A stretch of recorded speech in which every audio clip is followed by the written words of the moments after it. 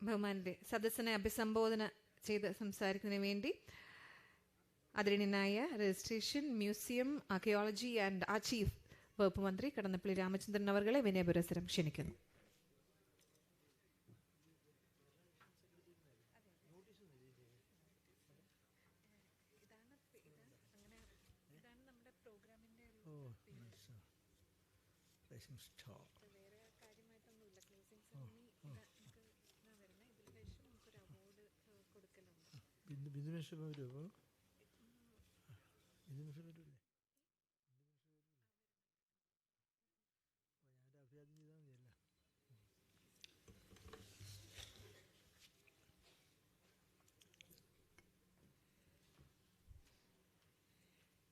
ഈ സന്ധ്യാസംഗമത്തിൽ പങ്കെടുത്ത ബഹുമാന്യരായ സഹോദരി സഹോദരന്മാരെ, സുഹൃത്തുക്കളെ, കേരള വിഷൻ ഒരുക്കിയിട്ടുള്ള സ്ത്രീലോകം, ലോക വനിതാ ദിനത്തോടനുബന്ധമായിട്ടുള്ള ശ്രദ്ധേയമായ ഒരു സംഗമമാണ് ഇവിടെ നിങ്ങളെല്ലാം ആസ്വദിച്ചത്. വളരെ ശ്രദ്ധേയമായ വിഷയങ്ങളെക്കുറിച്ചുള്ള സംവാദം, വനിതാ നേതാക്കന്മാർ പങ്കെടുത്തിട്ടുള്ള ആശയവിനിമയം, അങ്ങനെ ലോക വനിതാ ദിനത്തോടനുബന്ധമായ ചർച്ചകളുടെ പരമ്പരയുടെ ഭാഗമായി കേരള വിഷൻ സംഘടിപ്പിച്ചിട്ടുള്ള ഈ ശ്രദ്ധേയമായ കൂട്ടായ്മക്ക് എല്ലാവിധ വിജയങ്ങളും ഞാൻ ആശംസിക്കുകയാണ്. ഒരു ദീർഘമേറിയ പ്രഭാഷണത്തിൻ്റെ ആവശ്യകതയില്ല, എനിക്കറിയാം. ഈ പരിപാടിയിൽ പങ്കെടുക്കാൻ ഇപ്പോൾ കിട്ടിയപ്പോൾ നിങ്ങളെ കണ്ട് ഒന്ന് അഭിവാദ്യം ചെയ്യുക, മാവേലി എക്സ്പ്രസ്സിന് പോവുകയും വേണം.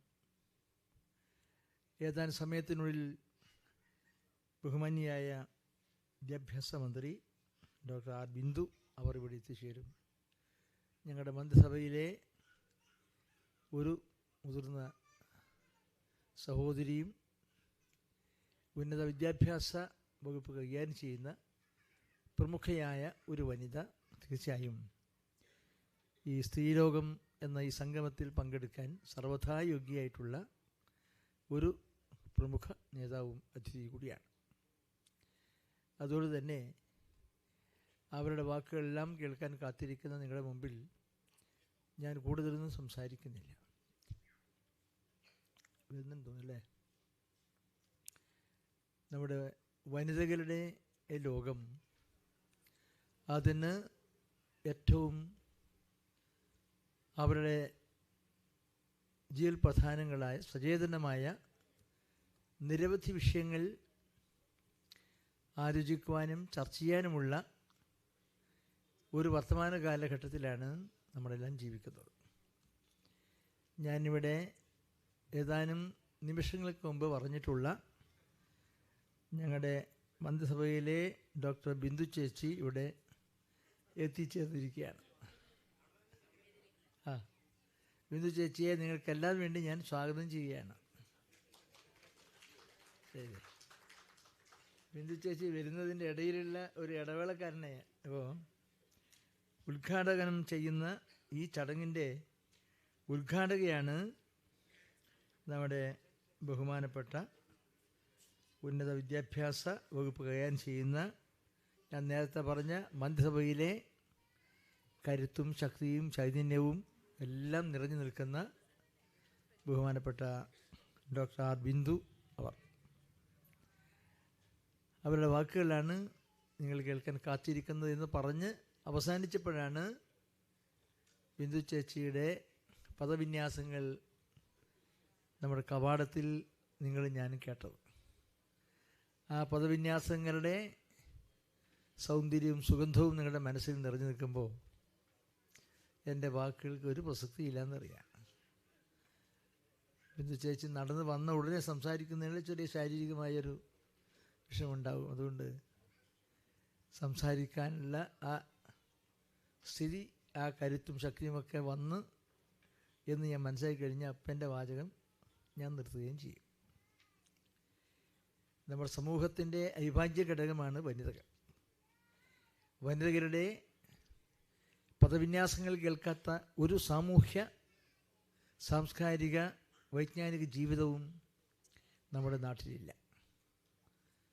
എക്കാലത്തുമുണ്ടത്.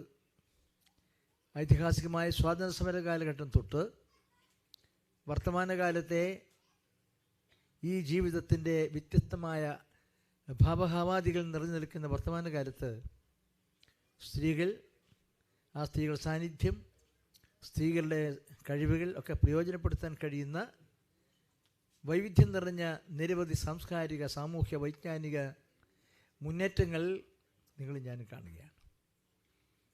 അത് എല്ലാ തരങ്ങളിലുമുണ്ട്.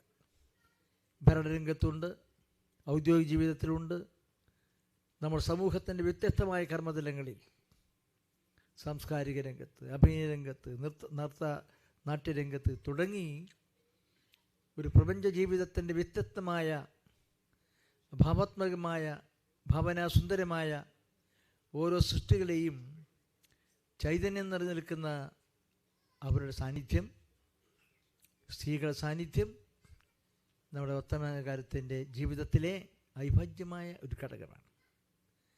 അതുകൊണ്ട് തന്നെ സ്ത്രീകൾ പുരുഷന്മാർ എന്ന് പറഞ്ഞാൽ ഭരണഘടനാപരമായി തുല്യമായ അവകാശങ്ങളും അധികാരങ്ങളുള്ളവരാണ്.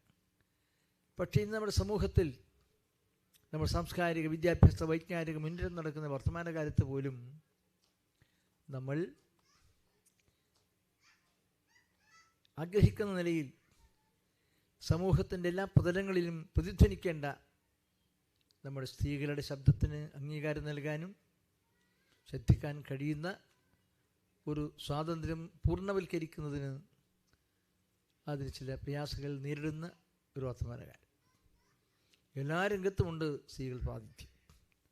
നിയമസഭയിലൊക്കെ എന്താണ്, ശ്രീ പിണറായി വിജയൻ നയിക്കുന്ന മന്ത്രിസഭയിൽ കരുത്തുറ്റ മന്ത്രിമാരുണ്ട്, വനിതകൾ പ്രതിനിധാനം ചെയ്തുകൊണ്ട്. അതിലൊരു വളരെ ശ്രദ്ധേയമായ പ്രവർത്തനങ്ങൾ കൊണ്ട്, പ്രഭാഷണങ്ങൾ കൊണ്ട്, കർമ്മങ്ങൾ കൊണ്ട് ശ്രദ്ധ ആകർഷിച്ച് നിറഞ്ഞു നിൽക്കുന്ന ഒരു ഞങ്ങളുടെ സഹോദരിയാണ് ഡോക്ടർ ആർ ബിന്ദു എന്ന് പറയുന്ന.